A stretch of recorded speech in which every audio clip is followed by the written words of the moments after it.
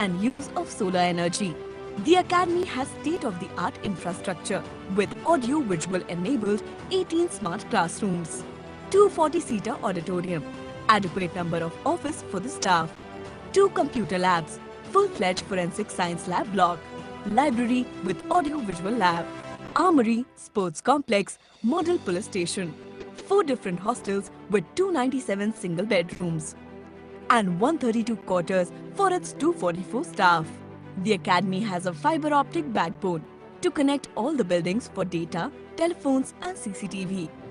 The Academy has 4 national centers for traffic technologies, prosecution, prison administration and drug law enforcement. Besides the basic school, the Academy organized 4 national level conferences every year, starting from just 3 courses in the year of its inception and 115 trainees.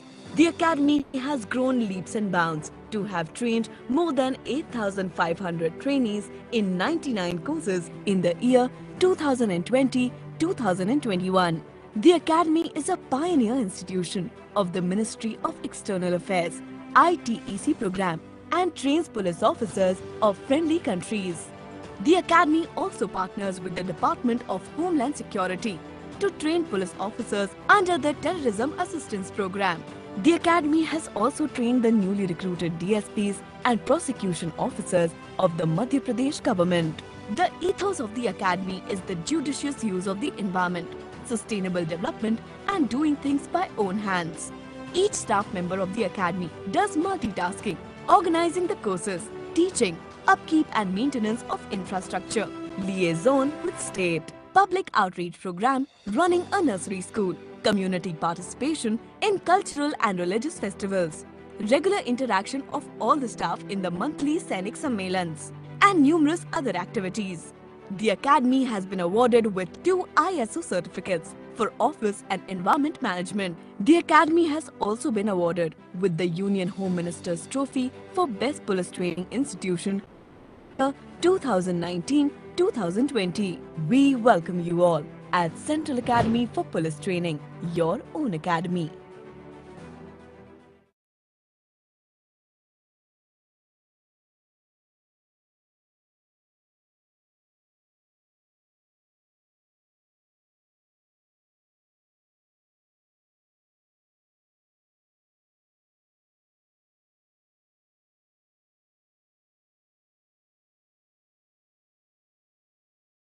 Good morning to all officers. Am I audible?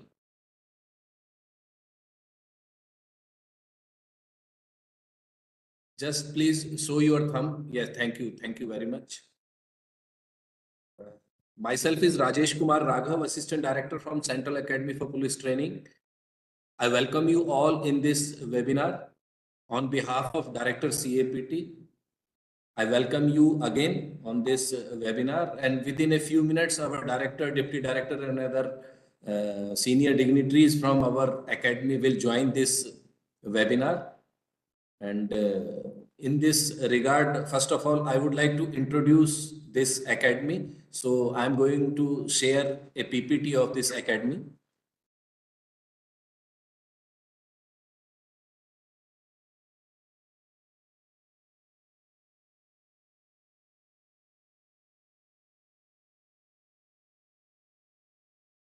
Central Academy for Police Training.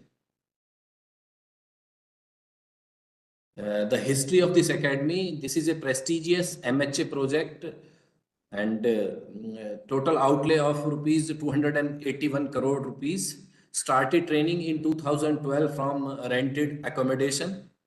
And this academy was inaugurated by 31st May 2018 by Union Home Minister Sri Rajnath Singh. And the authorized strength of this academy is 244. The mandate of this academy to impart basic and in-service training to directly recruited deputy SPs of state across the country, and to impart training skills to trainers, faculty of police academies and training centers so that they will become fully conversant with the skill need to train adult learners.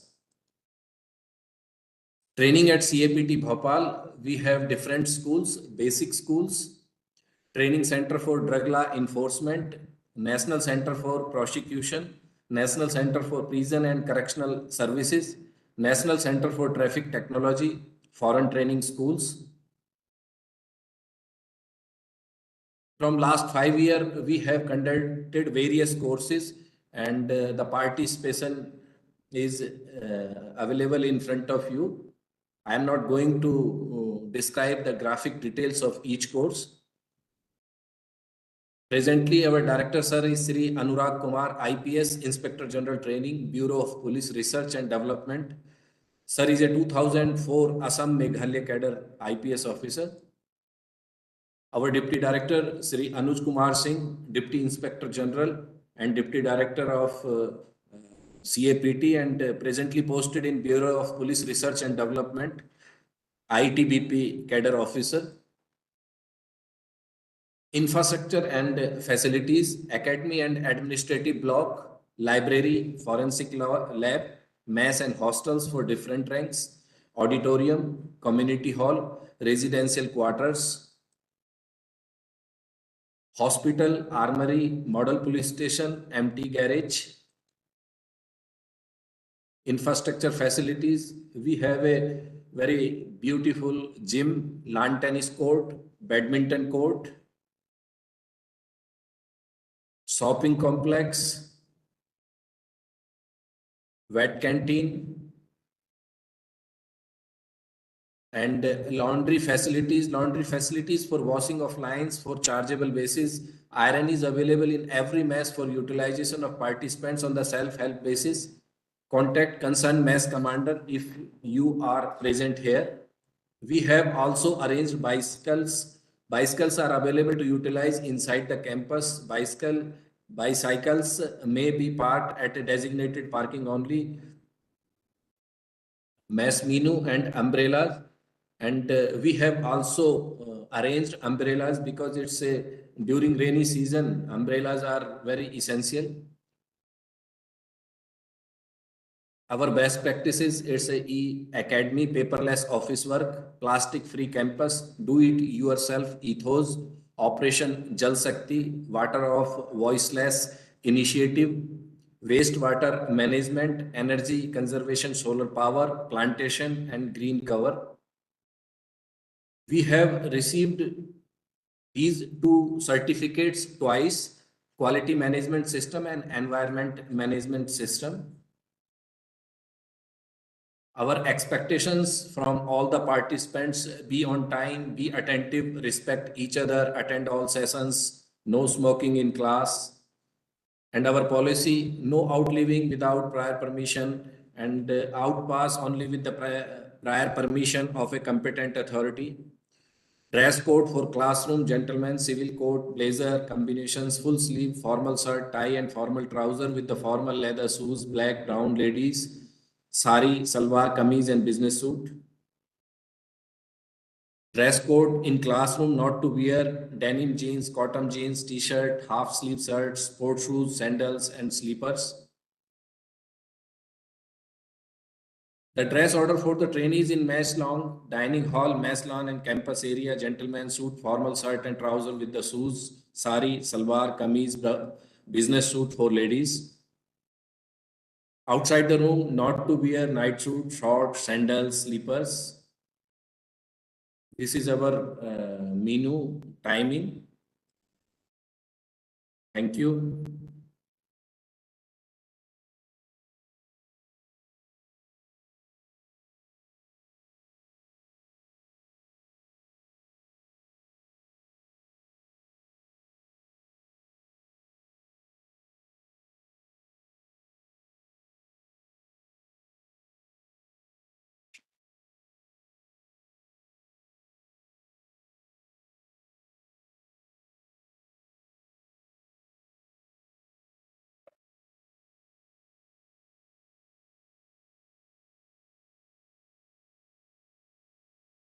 Please stay online. Within a few minutes, our dignitaries will join.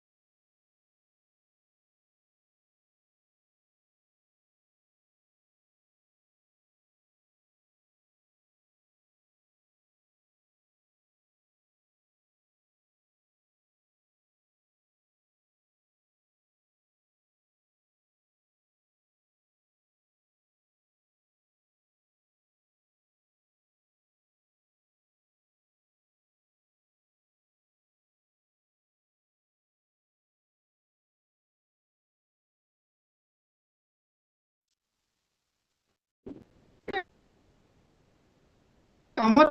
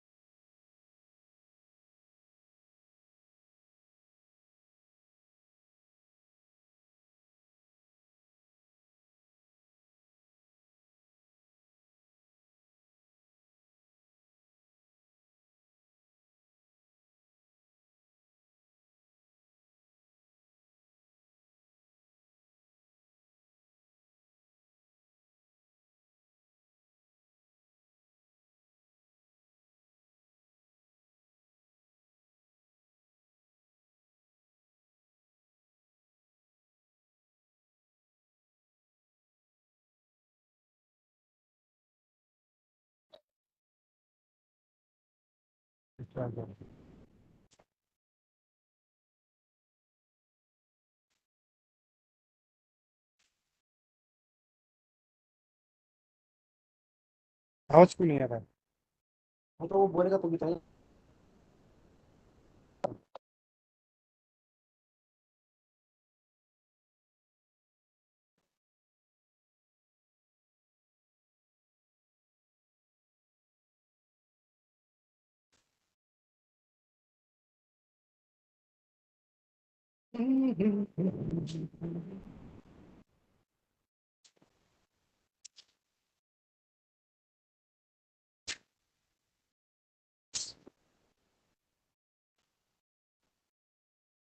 आजकल तेरा ये नया sir drama है।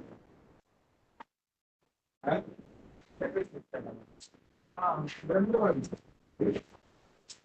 ये मेरा भी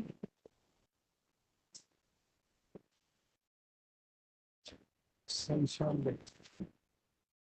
आप कौन लिख रहा है? खोलना आपका लिख सकते हैं। कौन सा लिख रहा है आप लोग?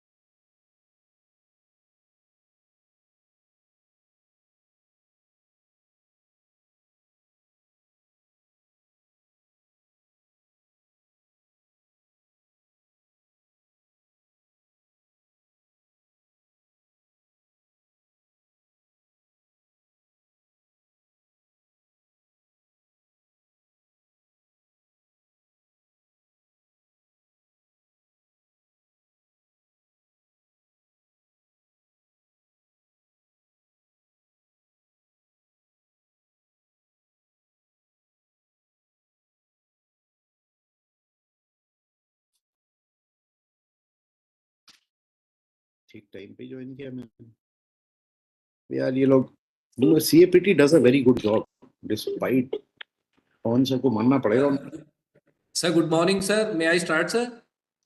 Yeah, please Raghav ji start. I'm here. There were some technical Okay, sir. issues, so I'm here. Thank you, Please sir. please go ahead. Sir, thank you, sir. Thank you, sir. Okay, gentlemen, sorry for little bit delay. Respected Sri Anurag Kumar, IPS, IG and Director CAPT Bhopal, Sri Anuj Kumar Singh, DIG and Deputy Director of CAPT, Sri Moolchand, Assistant Director Administration, my colleague officers and all the participants. I, Rajesh Kumar Raghav, Assistant Director CAPT, welcome you all in the online lecture series on International Day for Natural Disaster Reduction. Today we have with us Sri Anurag Kumar, IPS, IG and Director CAPT. A brief introduction of Sir. Sri Anurag Kumar, IPS, IG and Director CAPT is an IPS officer of 2000 batch Assam Meghalaya cadre. He has done graduation and in English honors and his post graduation in history.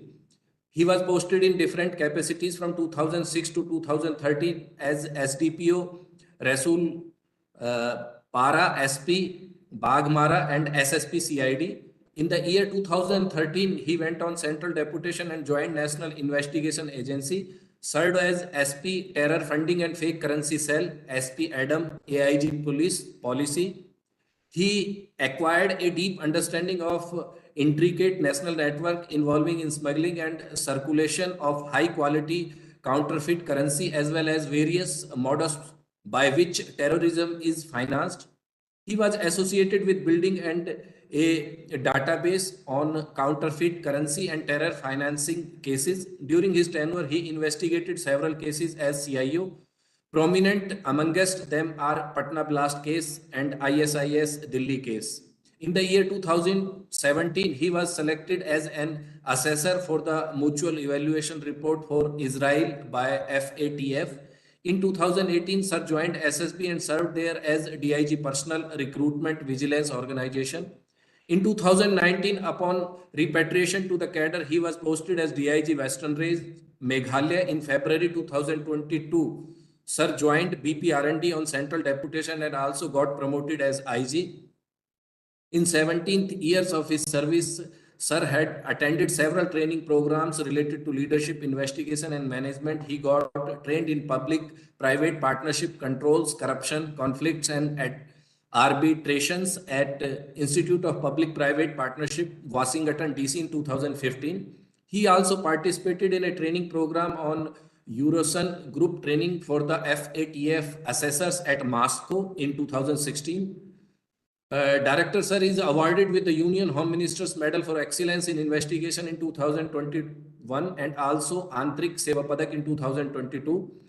Sir, CAPT Bhopal is organizing a webinar on disaster management. In this, our guest speaker will focus on various aspects of disaster management. Now I request to our Director Sir, please address the participants. Over to Director Sir.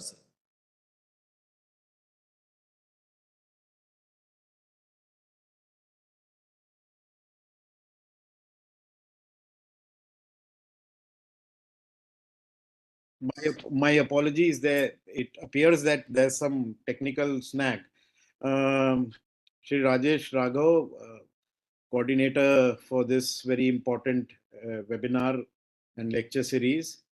Shri Anuj Kumar Singh, DIG CAPT Bhopal, Shri Mulchand, my other colleagues who work really hard all the time to organize wonderful courses for the trainees and participants, and all the participants and officers who have joined us online. This year's theme for International Day for Natural Disaster Reduction is early warning and early action for all. It sums it up all. I mean, uh, we live in a very dynamic ecosystem, and see, we cannot do away with disasters, though that would be an ideal situation. But what we have learned, as you know, especially as people who are engaged in law and order enforcement, that there are certain remedial measures and mitigation measures.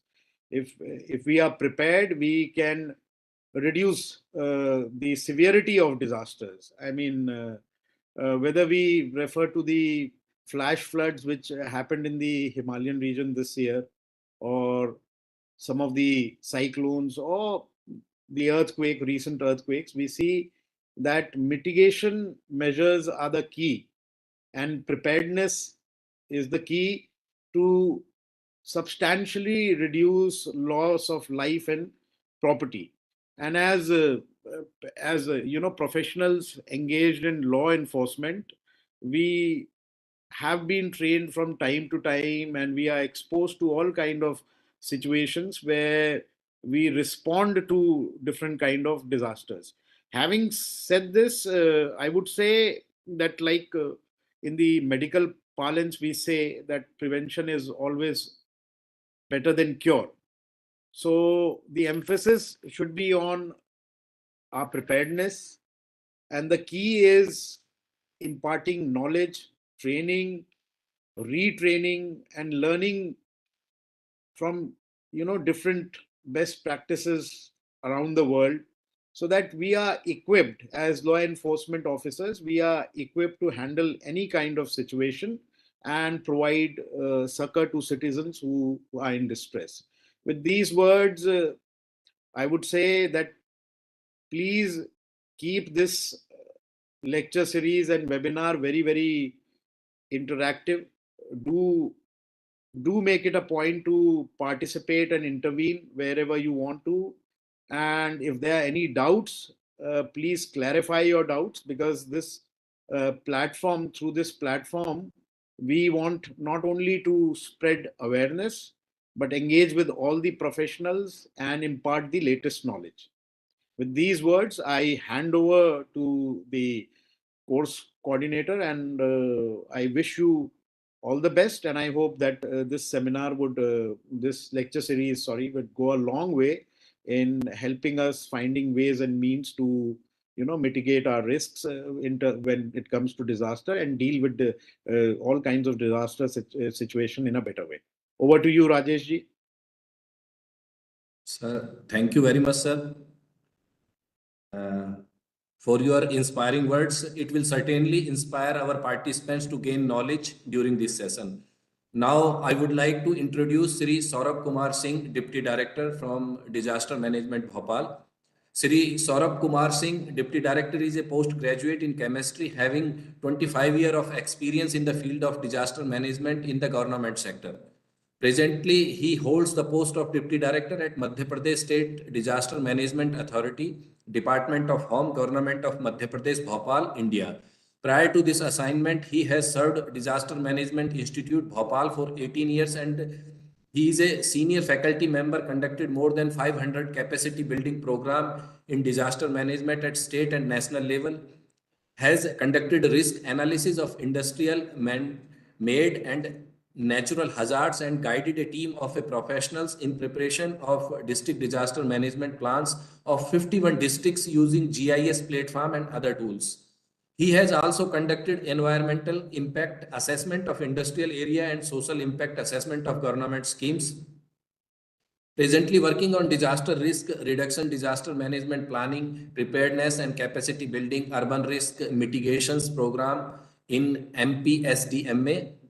And now, sir, on behalf of CAPT and our director sir's site, I welcome you in this webinar. And in this webinar, more than 600 officers from various parts of the country are participating, and all of them are conversant in Hindi and English both. So without further delay, I would like to hand over this session to you. Over to Mr. Saurabh Kumar Singh, Deputy Director, Disaster Management. Over to you, sir.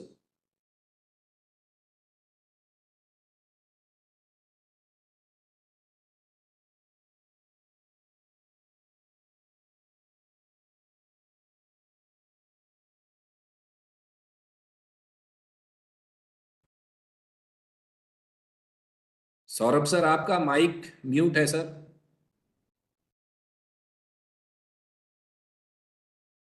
I am audible?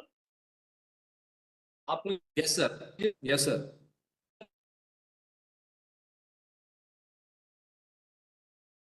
Okay.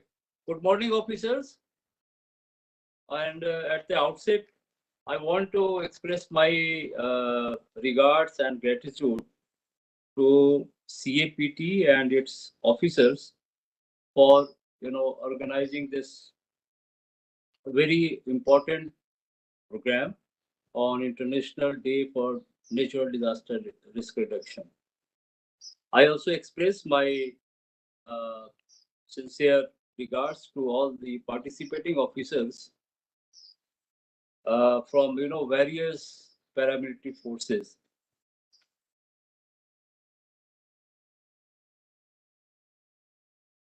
I will just take some minutes.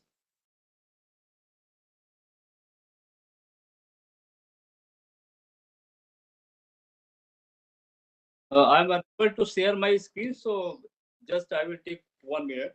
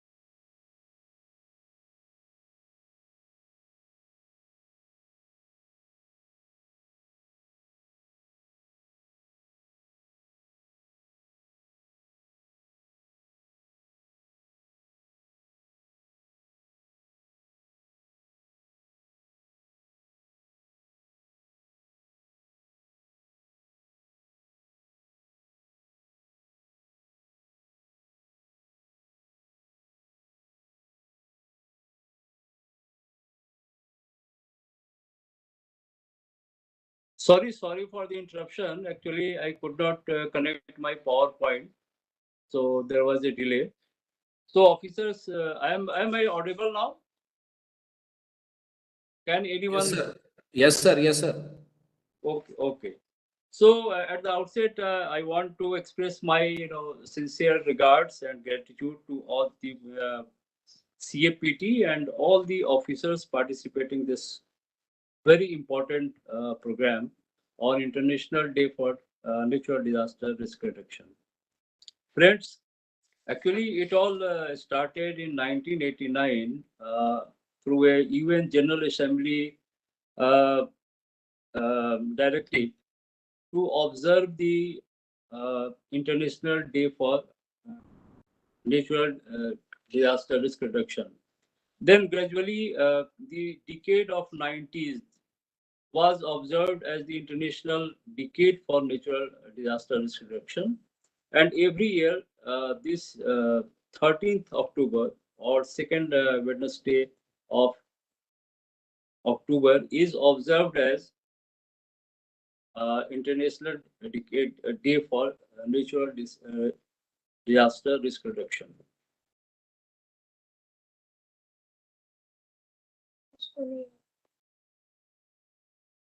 So,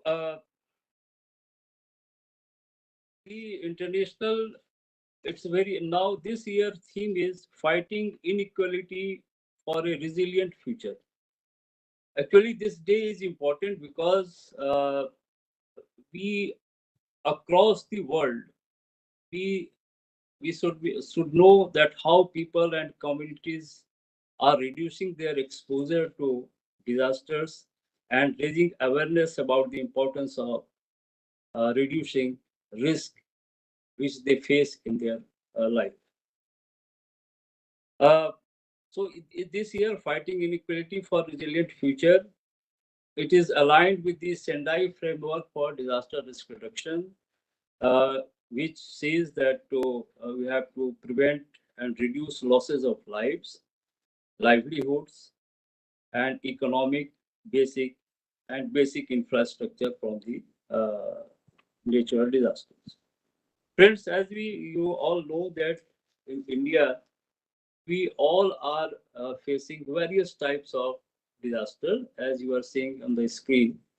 Uh, Sir, sorry, sir. I have a suggestion. If you can share your PPT to me on my WhatsApp, okay, okay, it would be good for all the participants. I can share it, sir.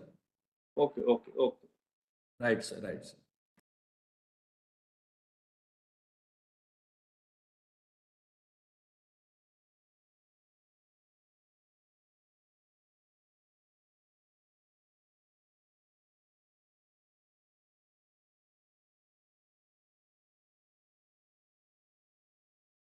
So I have shared my PPT. Can you show?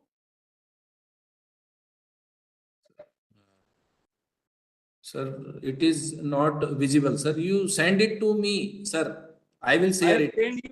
I have sent you Okay. on your WhatsApp. Okay, okay, sir. Just.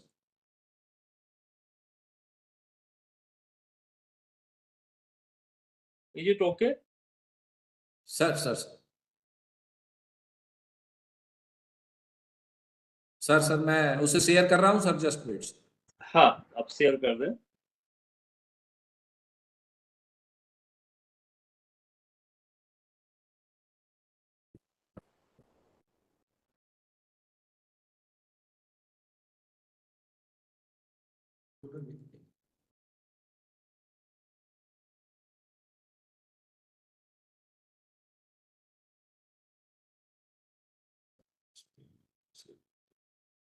Okay, जब तक ये share हो रहा है we can continue.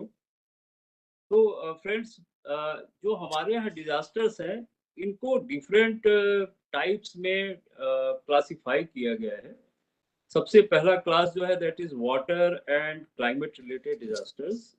आप सभी जानते हैं जिसमें floods, cyclones, hail storm, cloud burst, heat wave, drought and thunder and lightning. Share करेंगे पूरे वर्ष हम लोग यहाँ मध्य प्रदेश में भी पिछले 3 वर्षों से फ्लड, प्रत्येक वर्ष मानसून के दौरान फ्लड में हमारा बहुत ही important response, search and rescue operation होता है.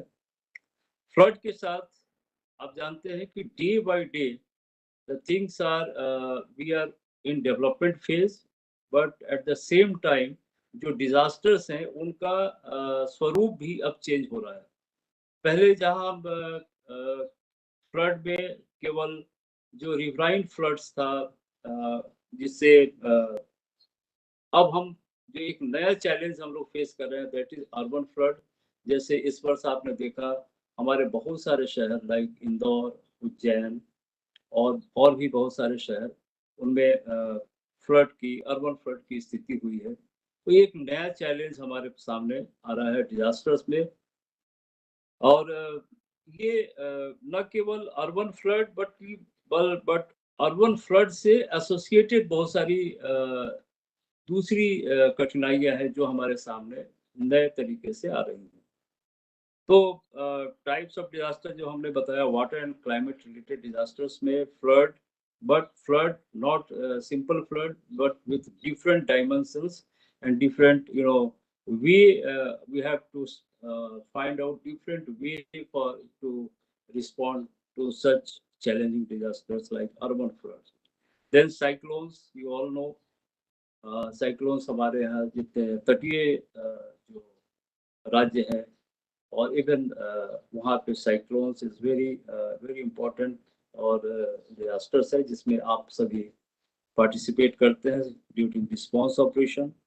Hailstorm is also that is connected with agriculture loss.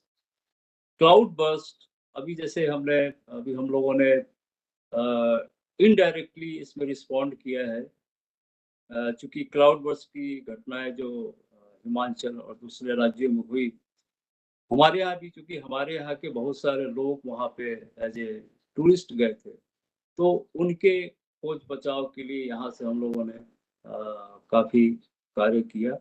तो कहीं पे अगर ऐसी आपदा होती है तो न केवल वो राज्य सफर करता है, बल्कि दूसरे जो राज्य है उन्हें भी इसमें रिस्पॉन्ड करना पड़ता है।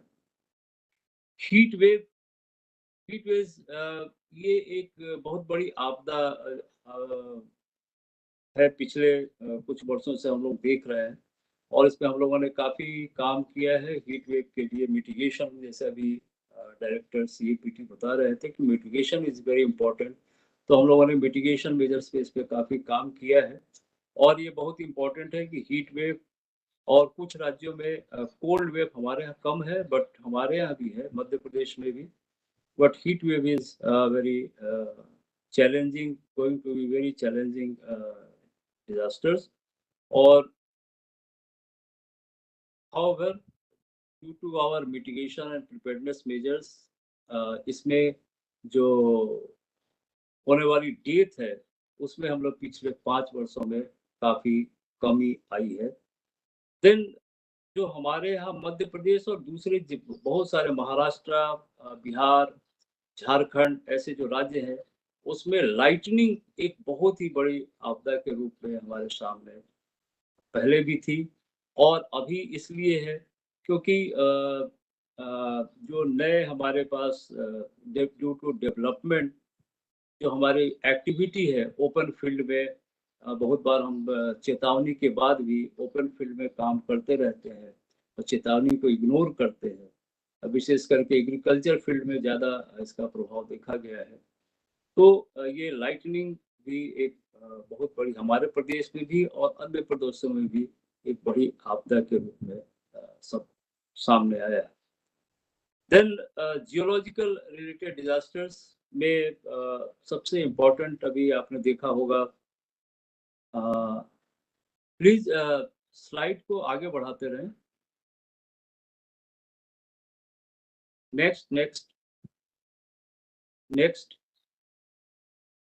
yes, then geological related disasters, earthquake। आपको पता है हमारे देश हमारे कंट्री में करीब 67%, more than 67% areas are earthquake prone, because इसमें जोन 5 में जो हिमालय से लगे हुए जो क्षेत्र है, lower upper Himalayas, lower Himalayas, और भी कुछ क्षेत्र है, आगे मैं मैप दिखाऊंगा, वो जोन 5 में है। जोन 4 में भी बहुत ही इम्पोर्टेंट शहर हमारे देश में है, लाइक दिल्ली है। और जोन 3 में हमारे मध्य प्रदेश के करीब 28 जिले हैं जहाँ पे फॉल्ट लाइंस हैं। तो अर्थक्वेक, देन अर्थक्वेक से ही रिलेटेड है सुनामी, जो समुद्र में अर्थक्वेक के द्वारा उत्पन्न होता है। 2004 में हम इसे फेस कर चुके हैं, आप सबने उसमें काम भी किया होगा। लैंडस्लाइड्स, हमारे प्रदेश में बहुत कम जगहों पे लैंडस्लाइड की स्थिति है। देन डैम फेल्योर, ये मैं आपसे विशेष रूप से शेयर करना चाहता हूँ। अभी 2022 में हम लोगों ने एक बहुत बड़े जो डैम फेल्योर से रिलेटेड जो डिजास्टर्स था, उसको हम लोगों ने मैनेज किया है सक्सेसफुली। 2022 में हमारे यहाँ धार डिस्ट्रिक्ट में कारम डैम है, जो अंडर कंस्ट्रक्शन डैम था, उसमें सीपेज हुआ and then the situation emerge कि उससे उसमें जितना जो पानी अभी है वो अगर बर्स्ट हुआ तो उससे करीब 18 गांव, दो डिस्ट्रिक्ट के 18 गांव उससे प्रभावित होंगे और बहुत बड़ी तबाही हो सकती है, ऐसा हमें हमारा असेसमेंट हुआ।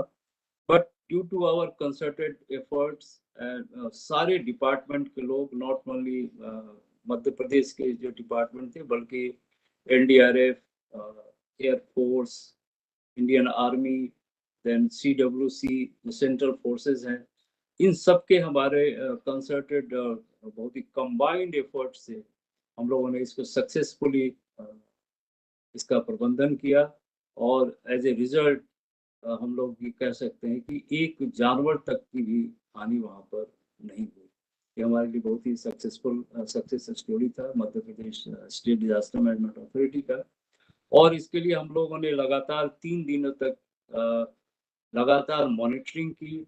इवन मॉनिटरिंग हमारे इस स्तर का था कि जो उसमें कार्य करने वाले लोग थे, उनकी भी हम मॉनिटरिंग कर रहे थे कि उनको कितना रेस्ट देना है, कितना उनसे काम कराना है। जो खुदाई हुई उसमें नॉट ओनली इंजीनियर्स बल्कि जो वाटर जो सीडब्ल्यूसी के एक्सपर्ट्स थे, इन सब लोगों ने उसमें बहुत ही कंबाइंड एफर्ट किया। और इसमें सारे विभागों के सहयोग से हमने इसे बहुत सक्सेसफुली हैंडल किया, मैनेज किया। और एक भी लाइफ ना तो इंजरी हुई, और एक हम कह सकते हैं कि एक जानवर, एक जो हमारा शीर्ष नेतृत्व था, उनका ऑब्जेक्टिव था कि भाई एक जानवर की भी मृत्यु नहीं होनी चाहिए, और उसे हमने प्राप्त किया। तो ये dam failure is also related to, however it is related to geological in case of any earthquake. However, these days जितने भी डैम्स बनाए जाते हैं they are earthquake proof. So but seepage वगैरह की चांसेस होती है, एंड हमें हमेशा उसके लिए प्रिपेयर रहना पड़ता है। Then again then another is mine fires and related disasters. इसमें भी हमने I would like to share you one incident जो हमारे यहाँ 2022 में कटनी जिले में एक अंडर कंस्ट्रक्शन स्ट्रक्चर था, जिसमें माइंस जिसमें 6 लोग दब गए थे। और इनिशियली हमें लगा कि ये शायद हम इन्हें बचा नहीं पाएंगे, बट ड्यू टू आवर जो भी हम लोगों ने अक्वायर किया है latest search and rescue equipments, जो हमने एसडीआरएफ का कैपेसिटी बिल्डिंग हम लोगों ने की है पिछले 2 वर्षों में, जितने भी हमारे पास लेटेस्ट इक्विपमेंट्स हैं वो हमने लिया है। और एनडीआरएफ और एसडीआरएफ के सहयोग से हम लोगों ने उसमें से 5 जो थे मजदूर, उनको हम लोगों ने सक्सेसफुली वापस निकाल लिया। That was also a very success story. So geological related disasters के अलावे फिर बायोलॉजिकल रिलेटेड डिजास्टर्स, जिसमें हम लोगों ने अभी सदी की सबसे बड़ी जो पैंडेमिक थी, दैट वाज कोविड, उसको देखा। But in addition to COVID, there are other biological disasters जो जानवरों से जुड़े होते हैं, like bird flu and epidemics. Then pest attacks, cattle epidemics, food poisoning. These are biological related disasters. Next.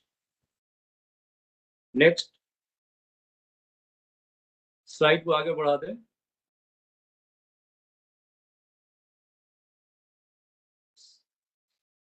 Then chemical disasters. Chemical disaster में यदि हम बात करें तो 3 तरह की स्थिति होती है केमिकल डिजास्टर्स में। One is very common, that is fire. And fire के बाद actually in industries large quantity of flammable materials are stored or processed in some time due to mishandling or any accident. Fire के बाद हो सकता है कि हमारे पास the next scenario is explosion. Means release of large amount of energy in a very short interval of time. यानी इसका repercussion ये होगा कि बहुत ही ज्यादा इससे हानि हो सकती है। देन थर्ड जो हजार्ड है केमिकल इंडस्ट्रियल में, that is release of toxic gases और रिलीज ऑफ टॉक्सिक लिक्विड्स, जिससे बहुत सारे एक्सीडेंट्स अभी पिछले वर्षों भी हमारे देश में विशाखापट्टनम में और दूसरी जगहों पे हुआ है। So chemical industrial disasters mostly जो हमारे यहाँ MAH इंडस्ट्रीज हैं, यानी जिनको क्लासिफाई किया गया है मेजर एक्सीडेंट हजार्ड यूनिट्स, तो उनमें होने की अधिक संभावना है। बहुत सारे प्रिवेंटिव मेजर्स लिए जाते हैं, जिसमें उसके प्लानिंग से लेकर लाइक ऑन साइट प्लान हो, उनका हर एक वर्ष सेफ्टी ऑडिट हो, उनका हजार्ड ऑपरेबिलिटी टेस्ट हो, देन ऐसे एरियाज का ऑफ साइट प्लान बनाना हो, मॉक ड्रिल हो, ट्रेनिंग हो। तो all these measures are being taken, but in spite of this accidents do happen और हमें इसके लिए हमेशा तैयार रहना पड़ेगा। देन न्यूक्लियर डिजास्टर्स, जो इसके बाद जो लास्ट कैटेगरी है वो सबसे इम्पोर्टेंट है, सबसे ज्यादा होता है, that is accident related hazards, जिसमें फायर है, fire in forest, urban areas, village fire. Again urban area और इसमें भी you can classify in different segments में जो फायर होते हैं। Then major building collapse, bomb blast, air, road and rail accidents, boat capsizing, festival related disasters. हमारे यहाँ festival related disasters पिछले 2 दशक में कुछ मेजर फेस्टिवल रिलेटेड डिजास्टर्स हुए हैं और हम लोगों ने इसके लिए काफी प्रिवेंटिव मेजर्स लिया है, जिसमें उसके प्लानिंग एंड कैपेसिटी बिल्डिंग सबसे इम्पोर्टेंट है। सो नेक्स्ट स्लाइड, अगले स्लाइड पे आ जाए।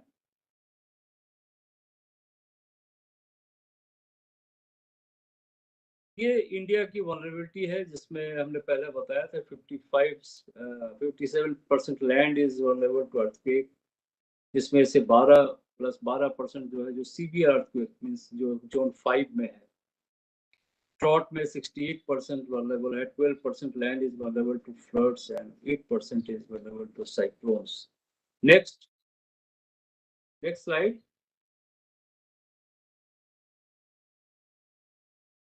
तो दीज आर मैप, आप इसको क्विकली आगे बढ़ा दें। दीज आर दी मैप्स, जिससे आप देख सकते हैं कि इंडिया लाइक ये साइक्लोन हजार्ड मैप है।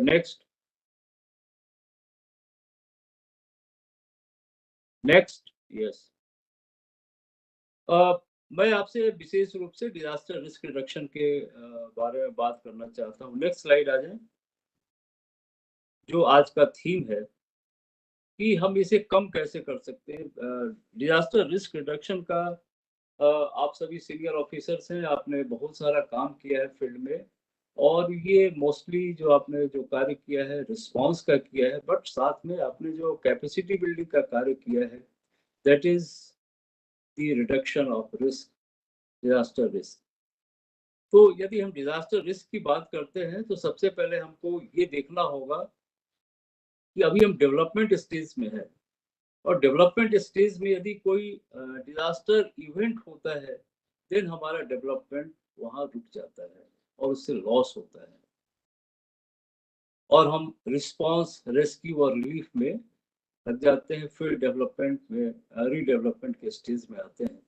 सो द इम्पोर्टेंट थिंग हमारे प्रिपेयर्डनेस, जैसे अभी सुबह बताया डायरेक्टर सीपीटी ने भी बताया था कि preparedness, prevention and mitigation, these are the three things from which through which we can reduce the impact of disasters. और हमें जो प्रिपेयर्डनेस है, ये जो डिजास्टर मैनेजमेंट की बात होती है, मोस्टली हम लोग रिस्पांस और रिलीफ की बात करते हैं, but you can see that during last 2 decades, विशेष करके जब से डिजास्टर मैनेजमेंट एक्ट इनैक्ट हुआ है 2005 में, then there have been a paradigm shift from response centric disaster management to prevention, mitigation and preparedness centric disaster management. As a result, अभी हमारे हम लोगों ने पिछले 2 वर्ष में, 2 दशक में हम लोग, you can see, you all know that we have the NDRF, which is the very unique force, जो आई थिंक वर्ल्ड में शायद ही कहीं ऐसी फोर्स हो जो स्पेशली डिजास्टर रिस्पांस के लिए इतनी इफेक्टिवली काम करने वाली हो. Not only NDRF but most states have, they are SDRF. Like in Madhya Pradesh, we have very capable SDRF, जो हमारे यहाँ जितने भी बड़े डिजास्टर्स हुए हैं पिछले 2 या 3 वर्षों से, तो मैं ही देख रहा हूँ, जो भी like flood is the major disasters, जिसमें बहुत ही यूनिक जो ऑपरेशंस होते हैं रेस्क्यू करने के, उसमें हमारे एसडीआरएफ ने आगे बढ़ के काम किया है. और चूंकि उनके पास आज के जो हम लोगों ने कैपेसिटी बिल्डिंग के माध्यम से उनके पास जितने भी latest search and rescue equipments हैं, बोट्स हैं, ये सब हमने उपलब्ध कराया है और उनको ट्रेनिंग, रिगरस ट्रेनिंग दी गई है, जिसके कारण अभी बहुत बार अब हमें एनडीआरएफ बहुत ही रेयर सिचुएशन में हमको बुलाना पड़ता है. मोस्टली हमारे यहाँ जो ऑपरेशन है एसडीआरएफ करने में सक्षम है. तो ऐसे एसडीआरएफ फोर्सेस पूरे देश में, मैक्सिमम राज्यों में एसडीआरएफ फोर्स है. हमारे पास national, from national level to up to district level एक डिजास्टर मैनेजमेंट अथॉरिटी है, जो डिजास्टर मैनेजमेंट से रिलेटेड जितने भी एक्टिविटीज हैं उनको कोऑर्डिनेट करती है. तो प्लस कैपेसिटी बिल्डिंग के लिए अब हमारे पास एक सेपरेट फंड है, जो पहले रिस्पांस और रिलीफ के लिए ही केवल फंड हुआ करता था. अब स्पेशली जो डिजास्टर मैनेजमेंट का जो टोटल एसडीआरएम जो बोलते हैं, उसका 10% जो शेयर है, that is spent on capacity building. So these are the measures of disaster risk reduction जो हम लोगों ने किया है. Then 20% fund out of the total fund is meant for mitigation aspects.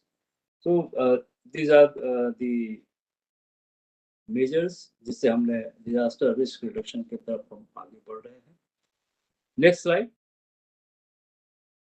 Next slide. Yes. हम लोग पहले जो अभी हमने आपको एक पूरे डिजास्टर मैनेजमेंट का व्यू दिखाया एक स्लाइड में, उसमें सबसे इम्पोर्टेंट पार्ट मैं इसमें बात करना चाहता हूँ, that is disaster preparedness. That is a one segment of risk reduction, a very important segment of disaster risk reduction. Disaster preparedness कहाँ से शुरू होती है? हम लोगों ने 2018 में पूरे मध्य प्रदेश के जितने 51 जिले उस समय थे, उनका हम लोगों ने डिस्ट्रिक्ट डिजास्टर मैनेजमेंट प्लान बनाया. And the first thing we did, हम लोगों ने हर एक जिले का हजार्ड एंड वल्नरेबिलिटी असेसमेंट किया. मीनिंग टू से हमने उस जिले में जो खतरे हो सकते हैं, चाहे वो प्राकृतिक हो या मानव निर्मित, even train accident, road accident, से लेकर के फ्लड एंड अर्थक्वेक सबका हम लोगों ने माइन्यूट लेवल पे, ग्राउंड लेवल पे हम लोगों ने असेसमेंट किया कि ये खतरे कहाँ हो सकते हैं, कितने लोग प्रभावित होंगे, और जो लोग प्रभावित होंगे उनमें कौन से ग्रुप हैं जो सबसे ज्यादा प्रभावित होंगे। जैसे इस बार जो IDR का जो थीम है, वो थीम भी यही है कि हमें एक रेजिलिएंट फ्यूचर बनाना है, जिसमें जिसके पास जो रिसोर्सेज अवेलेबल नहीं है उसको सबसे ज्यादा पहले ध्यान देना है, ताकि किसी भी डिजास्टर में वैसे लोग ज्यादा प्रभावित होते हैं। तो वैसे हम लोगों ने वल्नरेबिलिटी असेसमेंट किया, एक एक तहसील से लेकर और विलेज लेवल तक हम लोगों ने वल्नरेबिलिटी असेसमेंट किया। मैं ये कहना चाहता हूँ कि अगर डिजास्टर प्रिपेयर्डनेस की हम बात करते हैं तो पहले हमारा सबसे पहला कार्य यही है कि हम ये देखें कि जहाँ पे हम प्रिपेयर्डनेस की बात कर रहे हैं वहाँ वल्नरेबिलिटी क्या है, कौन कौन लोग खतरे में है, किस लेवल के खतरे में है, और यदि कोई डिजास्टर होता है तो इन दैट केस उन पर किस तरह का प्रभाव होगा। देन प्रिपेयर्डनेस में next step, based on that assessment हमें नेक्स्ट स्टेप प्लानिंग बहुत ही महत्वपूर्ण है। बगैर की प्लानिंग के हम कोई कार्य आपदा के पूर्व तैयारी की नहीं कर सकते हैं। प्लानिंग का अर्थ ये है कि हम ये प्लान करें कि इन केस हमें जो हमारे कम्युनिटी में जो डिजास्टर्स है उसका वल्नरेबिलिटी असेसमेंट करने के बाद हम ये प्लान करें कि भाई यदि वो होता है then what things are required, जिसमें सबसे इम्पोर्टेंट है कि हमारे अंदर कौन सी कैपेसिटी हमारे कैसी होनी चाहिए so that we can respond to that disasters. इस कैपेसिटी में जो हमारे पास लाइक इंस्टीट्यूशनल फ्रेमवर्क भी होना चाहिए कि भाई कौन हु विल डू व्हाट, और किस तरह से एक मैकेनिज्म होना चाहिए किस तरीके से कार्य किया जाएगा। आप सभी फोर्स के ऑफिसर्स हैं, आपको पता है, आप खुद इसमें काम करते हैं। उस मैकेनिज्म में वही मैकेनिज्म हमें डिजास्टर मैनेजमेंट में भी अपनाना पड़ेगा कि प्लानिंग एंड देन एक इंस्टीट्यूशनल फ्रेमवर्क, हमें एक इंस्टीट्यूशनल मैकेनिज्म बनाना होगा कि डिजास्टर यदि नहीं आया है तब हमें क्या करना है, अगर डिजास्टर आता है then how to do the things, and disaster के बाद क्या करना है। इस तरह का एक हमें फ्रेमवर्क बनाना पड़ेगा। इंफॉर्मेशन सिस्टम्स, आप देखें कि अभी लाइक सिक्किम डिजास्टर्स की का एग्जांपल ले लें। सिक्किम से अभी हम लोग की बात नहीं हो पा रहे थे, हमारे बहुत सारे नागरिक वहाँ फंसे हुए थे, लेकिन बाद में जब दो या 3 दिनों के बाद we could communicate through satellite phone.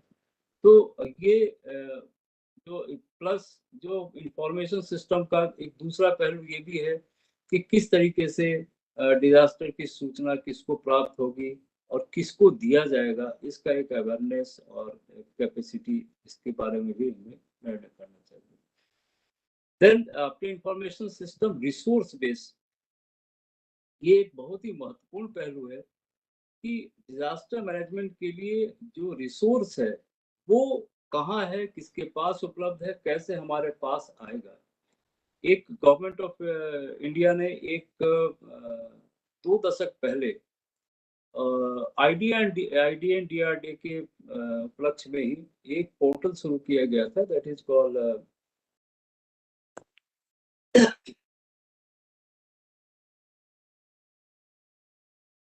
Yes, IDR&D के दिन ही IDRN पोर्टल शुरू किया गया था, that is disaster resource network. और इसमें सारे राज्यों से, सारे जिलों से और सारे डिपार्टमेंट से अपेक्षा की गई थी कि आपदा प्रबंधन से संबंधित जितने भी डिजास्टर्स हैं, रिसोर्सेज हैं उनके पास, उसका उसमें इंफॉर्मेशन दिया जाना है। कुछ कारणों से पिछले 2 दशक में बहुत ज़्यादा इसमें इंफॉर्मेशन नहीं दिया जा सका। हम लोगों ने मध्य प्रदेश में पिछले वर्ष से इस पे काफ़ी हम लोगों ने काम किया है, और अब सारे जिलों में जो भी private, public sector, private sector, government sector में जो भी रिसोर्सेज है, रिसोर्सेज का अर्थ ये है न केवल इक्विपमेंट बल्कि ह्यूमन रिसोर्स भी, जो ट्रेंड रिसोर्स है उसका भी हम लोगों ने मैपिंग हम लोग करा रहे हैं, और काफ़ी हद तक हम लोगों ने इसमें किया है। और ये सब तब हो पा रहा है जब हमारे कुछ आपदाओं के बाद ये हमें एक्सपीरियंस हुआ कि ये डिजास्टर रिसोर्स जो हमारे पास उपलब्ध है स्थानीय स्तर पर, लोकल लेवल पे, उसकी जानकारी होनी बहुत आवश्यक है। बहुत सारे डिजास्टर में ये देखा गया कि वो रिसोर्स लोकल लेवल पे अवेलेबल था, but at the time of operation हम उसे प्राप्त नहीं कर सके, हमारे पास जानकारी नहीं थी। इसलिए हम लोगों ने इसमें एक बहुत ही एक मुहिम की तरह इसमें पिछले 6 महीने में हम लोगों ने काम किया है। और हमारी कोशिश है कि जितने भी प्राइवेट, पब्लिक और गवर्नमेंट सेक्टर में जो रिसोर्सेज हैं, उनका इंफॉर्मेशन हम उस पोर्टल पर रखें, so that in case of any disasters that can be used. So all these measures are, they are reducing the disaster risk. क्योंकि डिजास्टर को हम नहीं रोक सकते हैं, हम लोगों ने बहुत कोशिश किया, बट उसके रिस्क को रिड्यूस जरूर कर सकते हैं, उसके प्रभाव को कम कर सकते हैं। और प्रभाव को कम करने के लिए जो हमने बताया कि हमारे लिए जो मैं समझता हूँ कि these things are very important. Then warning system आप देखें 2004 आपको याद होगा, 2004 का सुनामी आपको याद होगा, और उसमें यही बात सामने आई थी। यदि हमारे पास एक robust warning system at that time होता तो हम बहुत सारे लोगों को बचा सकते थे। लेकिन अब इसमें सारे स्टेट्स ने काफ़ी काम किया है वार्निंग सिस्टम में। हमारे मध्य प्रदेश में हम लोगों ने भी एक सिस्टम बनाया है, that is disaster warning response system, जिसमें आईएमडी या दूसरे अन्य जो मोस्टली आईएमडी से जो प्राप्त होने वाली सूचना है, उसको थ्रू पोर्टल जो भी संबंधित जो अधिकारी हैं वहां तक पहुंचाने के लिए उस पोर्टल में हम लोगों ने व्यवस्था की है, सो दैट कि यदि कोई मौसम की वार्निंग हो या कोई अन्य वार्निंग हो, डायरेक्टली जो इसमें रिस्पॉन्ड करने वाली एजेंसी है वहां तक हम इसको पहुंचा पाए। तो all this things have been done in Madhya Pradesh. दूसरे स्टेट ने भी इस पे काफी काम किया है। गवर्नमेंट ऑफ इंडिया ने भी एक सचेत पोर्टल बनाया है, जिसमें कोऑर्डिनेटेड वे में एनडीए ने उसको कोऑर्डिनेट करी है। कोऑर्डिनेटेड वे में जितनी भी तरह की इस तरह की सूचना है, वार्निंग मैसेज है, दैट विल बी सबको जारी किया जा सकता है। इसके अलावे एक हमारे मध्य प्रदेश में जितने भी जो भी डिजास्टर्स होते हैं उसकी सूचना देने के लिए 1079 एक नंबर दिया गया है, that is connected with the state control room, जहां से कोई भी आम जन भी उस पर किसी डिजास्टर की या इंसिडेंट की सूचना वो देते हैं और वहां से रिस्पॉन्स होता है। तो ये वार्निंग सिस्टम में हमने काफ़ी इम्प्रूवमेंट किया है, अभी और इम्प्रूवमेंट की आवश्यकता है। अभी दूरसंचार विभाग भी इस पे कार्य कर रहा है, और ऐसी स्थिति ऐसा सिस्टम करीब करीब बना लिया गया है कि जहाँ पे भी यदि ऐसा कोई नेचुरल डिजास्टर होगा, देन उस एरिया के जितने लोग होंगे वहाँ पर एक वार्निंग मैसेज उनके मोबाइल पे चला जाएगा। तो ये सब कार्य हो रहा है। इसके अलावे वार्निंग के बाद हमारे पास पब्लिक एजुकेशन एंड ट्रेनिंग वो भी बहुत महत्वपूर्ण है। पब्लिक एजुकेशन एंड ट्रेनिंग का तात्पर्य ये है, इसमें इसको मैं 3 तरीके से देखता हूँ, 3 क्लास में इसको बांटता हूँ। फर्स्ट इज अवेयरनेस, जो सबसे महत्वपूर्ण है। अवेयरनेस डिजास्टर में केवल अगर हम डूज एंड डोंट्स की बात करें, यदि इसको हम नीचे सभी लोगों तक कम्युनिकेट करने में यदि हम सफल हो गए, देन हम काफ़ी जो डिजास्टर का रिस्क है उसको रिड्यूस कर सकते हैं। मैं आपको एक छोटा सा एग्जांपल देना चाहता हूँ। हमारे मध्य प्रदेश में लाइटनिंग से, जैसे मैंने पहले ही बताया, बहुत अधिक मृत्यु होती है, बहुत ज़्यादा एक्सीडेंट्स होते हैं। और हम लोगों ने एक इसमें स्टडी कराई थी, इसमें ये देखा गया था कि मोस्टली जो ये लाइटनिंग से जो डेथ होती है वो जो खेत में काम करने वाले लोग उनकी होती है, जो ग्रामीण क्षेत्रों में अधिकतर होता है ये तरह का। और एक सिंपल इसका कोई वार्निंग, क्योंकि लाइटनिंग को हम रोक नहीं सकते हैं, नेचुरल फेनोमेना है, लाइटनिंग के पहले IMD ने बहुत सारे ऐप्स बनाए हैं, लाइक एक दामिनी ऐप बनाया है जहाँ पर आप उसके लोकेशन जहाँ पर भी आप हैं वहाँ से आप देख सकते हैं उस लोकेशन पर लाइटनिंग की क्या स्थिति है, क्या वार्निंग है। अब ये जो वार्निंग है इसको हम केवल लोकल लेवल तक लोगों को पहुंचा दें और उनको सेफ्टी मेजर्स लेने का, यानी स्टे इन सेफ प्लेस, केवल ये कम्युनिकेट कर पाए, हम काफी लोगों को बचा सकते हैं। तो ये अवेयरनेस सबसे ज्यादा इम्पोर्टेंट जो मुझे लगता है public education training and capacity building में है, that is awareness to the general public. इसमें सभी को सब साथ में मिलकर काम करना पड़ेगा। और नॉट ओनली मेरा आप लोगों से भी रिक्वेस्ट है, आप जहाँ भी हैं वहाँ पे आसपास जो भी क्षेत्र है वहाँ एक इस तरह का अवेयरनेस प्रोग्राम, जिसमें लाइटनिंग बहुत इम्पोर्टेंट है। लाइटनिंग में अगर हम लोगों को अवेयर करें क्या क्या क्या क्या डूज है, क्या डोंट है, क्या आपको करना है, क्या नहीं करना है, केवल ये बता दें। हमारे वेबसाइट पे MPSTMA के वेबसाइट पे हम लोगों ने अवेयरनेस मटेरियल सब डाला हुआ है। यदि आप उसको चाहे तो देख सकते हैं, उसको ले सकते हैं वहाँ से। हिंदी में हम लोगों ने बनाया है, जो हिंदी के क्षेत्र के लोग हैं वो उसका उपयोग कर सकते हैं। देन ट्रेनिंग जो है that is second stage of capacity building. Means train किसको करना है? Train in a particular skills और पार्टिकुलर एस्पेक्ट्स जिसमें हम किसी को ट्रेन कर सकते हैं। और ट्रेनिंग मैं आपको फिर एक एग्जांपल एक शेयर करना चाहता हूँ अपना अनुभव। मध्य प्रदेश में हम लोगों ने 2009 में एक प्रोग्राम हम लोगों ने लॉन्च किया था, जिसमें जितने भी जो न्यूली रिक्रूटेड जो कांस्टेबल्स थे उनको डिजास्टर मैनेजमेंट में ट्रेनिंग देनी थी। उनके जो पुलिस ट्रेनिंग स्कूल्स होते हैं वहाँ पे हम लोगों ने उसमें एक सिलेबस बनाया इनके लिए, और जिसमें केवल जो लाइक जो हम लोगों ने उसमें ट्रेनिंग दी that was skill based training, जिसमें उनको CPR देना, then first aid, bandage, transportation of victims during accident, burn के केस में क्या करना है, यदि किसी को कोलैप्स बिल्डिंग है उसके अंदर से निकालना है तो टेक्निक उसका क्या होगा, कोई यदि डूब रहा है नदी में देन हाउ टू सर्च कि वो कहाँ पे लोकेटेड होगा। इस तरह के टेक्निक ये हम लोगों ने वहाँ, ऐसे बहुत सारे टेक्निक जो स्किल बेस्ड है वो हम लोगों ने केवल स्किल बेस्ड ट्रेनिंग दी। काफी सक्सेसफुल था ये, करीब 4 वर्षों तक की हम लोगों ने प्रशिक्षण दिए। अभी फिर से हम लोग उसको उसकी शुरुआत करने जा रहे हैं, जिसमें जो न्यूली रिक्रूटेड जो फोर्स के पुलिस के हमारे MP पुलिस के लोग हैं उनको हम skill based disaster management training देने की बात कर रहे हैं।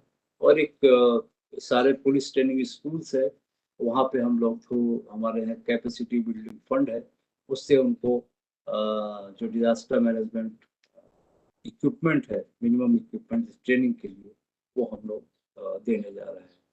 तो ट्रेनिंग के बाद देन आप सबने भाग लिया होगा, mock drill is third part of the capacity building.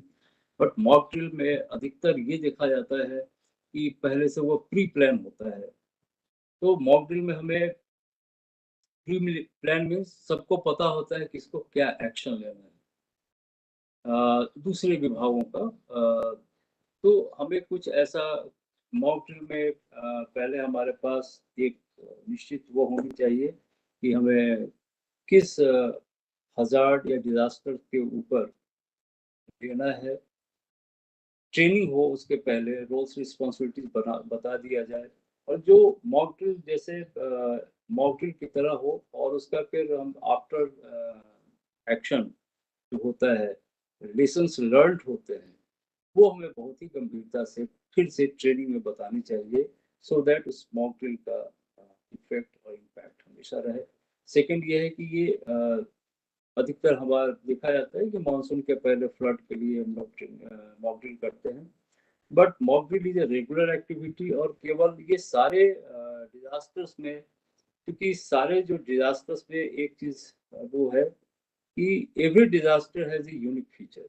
आप किसी दो डिजास्टर के फीचर को में आप नहीं देखेंगे कि दोनों में समानता है, कुछ न कुछ असमानता रहेगी। हर एक डिजास्टर जो है वो एक नया चैलेंज लेके आता है, तभी उसको हम डिजास्टर कहते हैं। तो ये सब हम तब ठीक कर सकते हैं जब हमारा रेगुलर रिहर्सल हो, मॉक ड्रिल हो और हम उसके लेसन्स को लोगों में डिसेमिनेट करें। Next slide, next slide, yes. Risk जो रिडक्शन की बात हम करते हैं उसमें mitigation is very also important, preparedness and mitigation, जिसमें दो तरह के मिटिगेशन मेजर्स हो सकते हैं। One is structural, second is non structural. Non structural की बात हम लोगों ने प्रिपेयर्डनेस में की है। स्ट्रक्चरल में बहुत सारे, these are just some examples, but हमारे यहाँ भी मिटिगेशन फंड है मध्य प्रदेश में, उसमें हम लोगों ने जो हमने बताया कि टोटल जो फंड है उसका 20% that is been demarcated for mitigation. और इसमें जितने भी फ्लड से और ड्राउट हमारे यहाँ चूंकि ज़्यादा है, तो फ्लड और ड्राउट के मिटिगेशन के लिए हम लोगों ने बहुत सारे स्ट्रक्चरल वर्क के लिए अभी फंडिंग की है, जिनमें बांध बनाना है, रिंग बांध बनाना है, डैम्स तरह भी हैं, ये सब कार्य हम लोगों ने कराया। नेक्स्ट, नेक्स्ट स्लाइड, प्रीवियस इसके पहले वाला,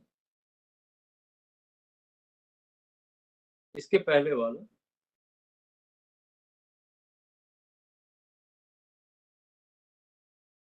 नो नो, प्रीवियस,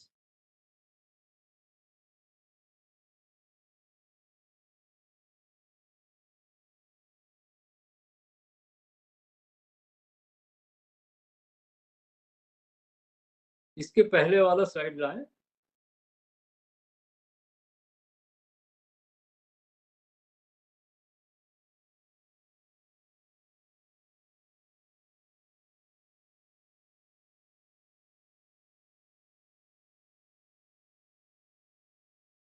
इस इसके ऊपर वाला, इसके इसके पहले वाला,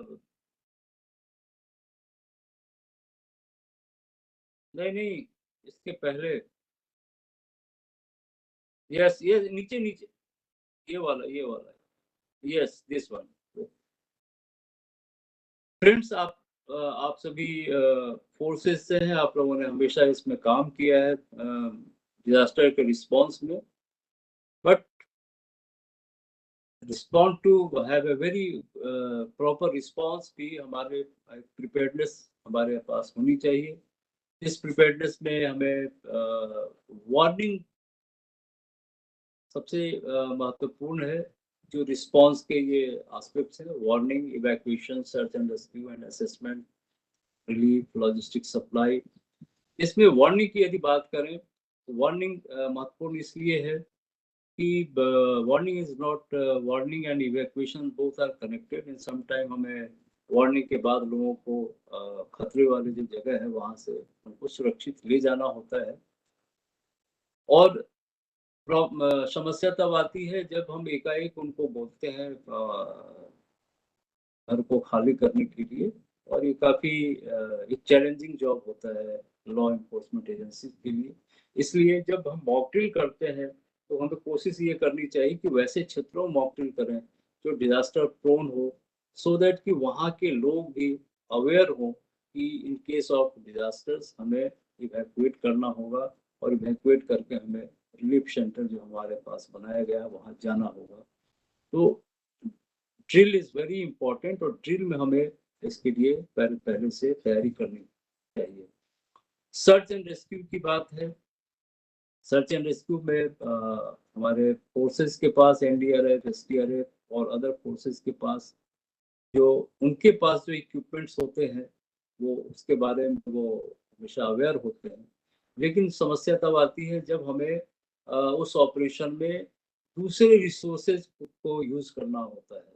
लाइक यदि हमें कभी कोई ऐसे इक्विपमेंट का यूज करना है जो फोर्सेस के पास नहीं है, तो इसलिए मॉक ड्रिल के समय हमें उसका भी असेसमेंट करना चाहिए कि ऐसे जो हमारे जो इक्विपमेंट है उसके अतिरिक्त दूसरे विभाग या दूसरे सेक्टर से हमें किन किन इक्विपमेंट्स की आवश्यकता हो सकती है, और उसके लिए हमें उसका भी प्रैक्टिस साथ में करना चाहिए, क्योंकि ये कोऑर्डिनेटेड वे में जब एफर्ट होता है, जब कोई भी मेजर, जैसे हम लोगों ने इस बार कारम डैम का जो ऑपरेशन किया, तो उसमें हमने देखा कि not only NDRF, SDRF, police forces, but हमें प्राइवेट सेक्टर में भी लार्ज नंबर ऑफ इक्विपमेंट्स हमें मंगाने पड़े, वहाँ से क्रेन हो, जेसीबीज हो, इवन ड्राइवर्स की कमी हो गई वहाँ पे कि भाई ड्राइवर्स को लगातार उसको कैसे हम उस ड्राइवर को एम्प्लॉय करें।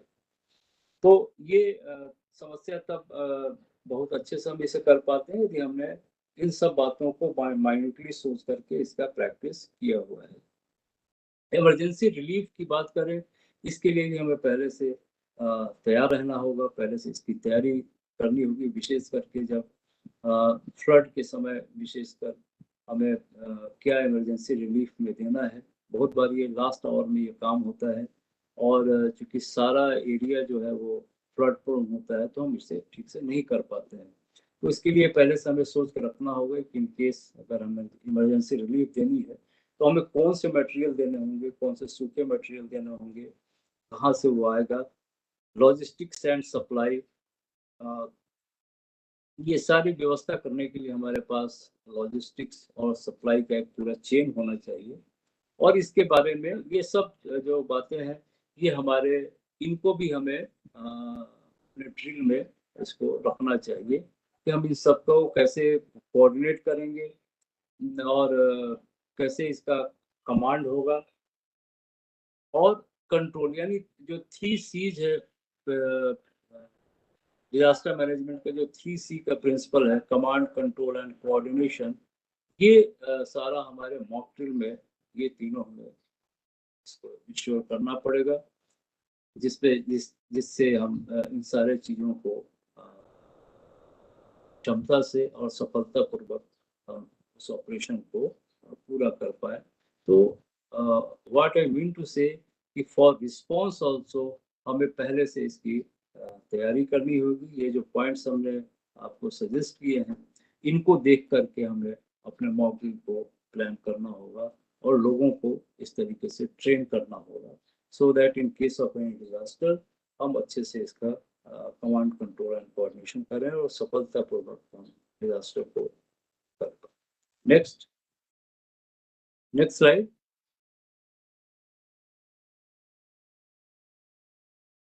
Next slide, yes. और लास्ट में जो डिजास्टर मैनेजमेंट का साइकिल है, उसमें आता है reconstruction, economic rehabilitation, social rehabilitation, psychological rehabilitation, and then again development. जो हमारे पूरे डिजास्टर मैनेजमेंट का जो साइकिल है वो इस तरीके से चलता है, और जिसमें जो हम लोगों ने आज बात की है, दैट इज रिस्क रिडक्शन की बात। तो फिर से मैं आपको यही कहना चाहता हूँ कि रिस्क रिडक्शन के लिए हमें preparedness, mitigation and response, preparedness for response, ये हमें इसमें बहुत ही कोऑर्डिनेटेड वे में और बहुत ही प्लानिंग से इस पे काम करें, तो हम डिजास्टर से जो होने वाली जो रिस्क है उसको हम बहुत हद तक कम कर सकते हैं, लोग की तकलीफें कम कर सकते हैं, और जो डेथ है, इंजरी है, उसको भी हम कम कर सकते हैं। और सबसे जो अभी प्राइम मिनिस्टर्स का 10 पॉइंट डिजास्टर मैनेजमेंट का जो एजेंडा है, ये 10 पॉइंट एजेंडा जिसे बोलते हैं, उसमें भी इन्हीं बातों पे जोर दी गई है कि जिसमें सबसे इम्पोर्टेंट है कि हम लोकल लेवल पे डिजास्टर मैनेजमेंट की बात करें, लोकल कम्युनिटी को इन्वॉल्व करें, वार्निंग सिस्टम को इम्प्रूव करें, और जो डिजास्टर रिस्क को रिड्यूस करने के लिए हम अपनी सारे जो कम्युनिटी के साथ प्रिपेयर्डनेस और मिटिगेशन का कार्य करें। सेंडाई जो फ्रेमवर्क है, जो इंटरनेशनल फ्रेमवर्क है फॉर सेंडाई का, उसमें भी हमें 2030 तक जो 3 मेजर जो ऑब्जेक्टिव्स हैं, उसमें भी जो मेजर ऑब्जेक्टिव्स हैं उसमें भी यही है कि जिसमें हमें loss of life and property को कम करना है, इकोनॉमिक लॉस को कम करना है, वार्निंग सिस्टम हमें इम्प्रूव करना है, लोकल प्लान हमें बनाने हैं डिजास्टर मैनेजमेंट के। तो इस तरीके से डिजास्टर मैनेजमेंट के ऊपर और डिजास्टर के रिस्क रिडक्शन के ऊपर पूरे विश्व के साथ हम लोग भी, हमारा देश भी काफ़ी अच्छा, उसमें काफ़ी महत्वपूर्ण हम लोग उसमें योगदान दे रहे हैं। और ये मैं आपको बताना चाहता हूँ कि पिछले 20 वर्षों में आप सब उसके गवाह भी हैं, आप उसमें काम कर रहे हैं। आपको पता है कि पिछले 20 वर्षों में हम लोगों ने जो डिजास्टर रिस्क को रिड्यूस करने में काफ़ी सफलता भी पाई है।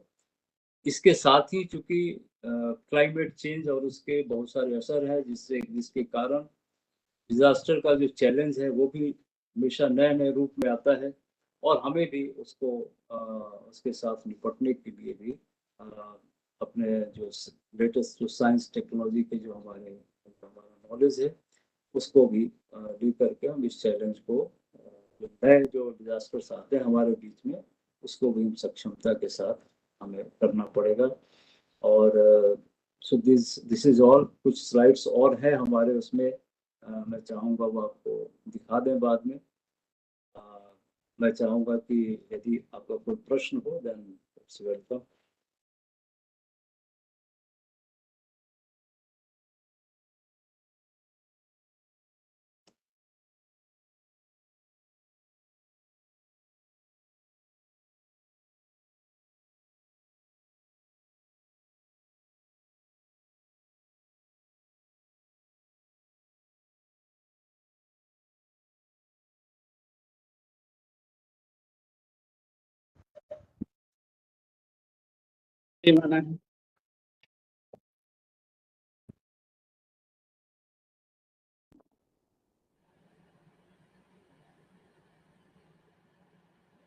तो यदि कोई प्रश्न नहीं हो तो then thank you very much.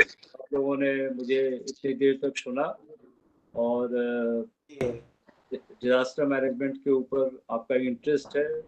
once again मैं आप सबसे रिक्वेस्ट करूंगा कि आप जहाँ भी हैं आप बहुत वहाँ पे अवेयरनेस के ऊपर ज़रूर काम करें, क्योंकि मुझे लगता है कि जो कम्युनिटी अवेयरनेस है that is the key for disaster risk taking.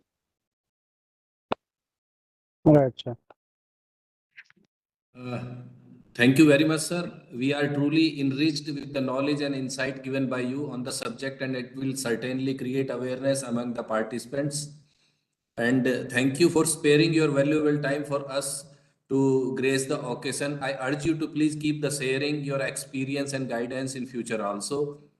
Now, I would like to invite Sri Amit Atut, Assistant Director Training, for pay a vote of thanks. Over to Amit Atut, sir. Thank you, Raghav sir. First of all, I would like to offer Anurag Kumar, IPS Director, CAPT, for gracing today's lecture series and delivering the inaugural address. And on behalf of Director CAPT, give my gratitude to Shri Saurabh Singh, Deputy Director, Madhya Pradesh State Disaster Management Authority, for excellent and meaningful session in the lecture series on online lecture series, International Day on Natural Disasters Reduction. This lecture series is a part of Government of India campaign that focuses on various police, prison, prosecution, and CAPF officers should adopt to comply with the safety regulations laid down by the government, and which subsequently ensure the safety of human lives. Sir, during your deliberation, with the help of presentation, experience sharing, and question answer session, you have beautifully covered all the aspects of disaster management and steps that we require to create awareness in the society. We are truly enriched with the knowledge and the insight given by you on the subject, and I urge you to please keep sharing your knowledge, experience, and guidance to officers in future also. I also want to thank all the participants for sparing your valuable time and active participation in the online lecture series. And it's an urge for you all to be the participants in our future events also. And the last but not least, I want to convey my compliments to Shri Rajesh Kumar Raghav, Assistant Director, and his team for organizing this lecture series and providing a platform to all the participants to learn, gain knowledge, and create awareness in disaster management. Thank you. Jai Hind. Thank you very much, sir. Thank you, sir. Thank you, sir.